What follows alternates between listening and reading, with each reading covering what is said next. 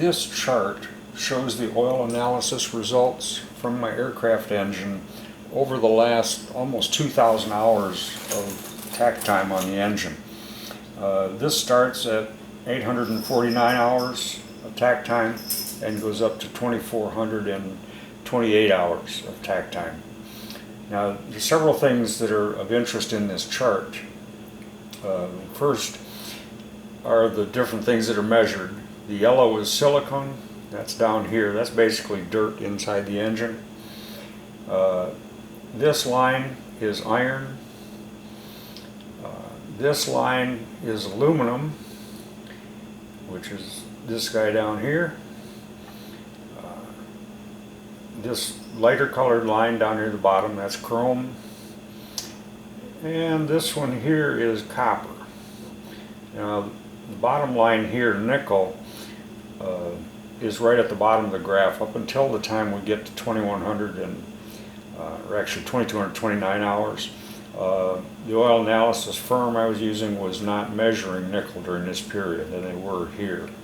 So, a couple of things that are of interest in this chart.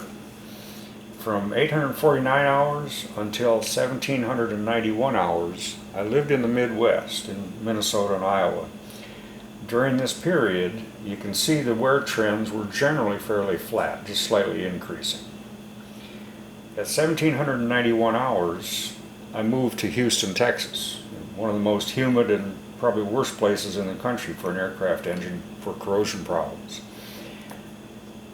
After 1,791 hours, you can see the wear trend went like this. Okay.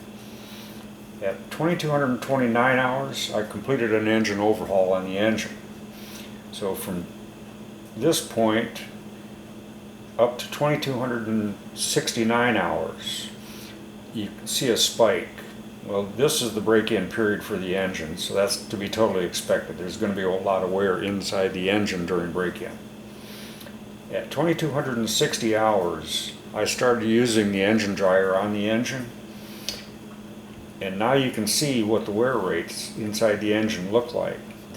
It's a dramatic change from what it used to be in Texas, and it's even a dramatic improvement over what it was in the Midwest. Now, one of the things about the oil analysis results is Blackstone Labs, who's doing the oil analysis for me, they provide universal averages along with their analysis. The universal averages are the average of all the wear rates for all of the same engine type. Now, this is on the Lycoming IO-360.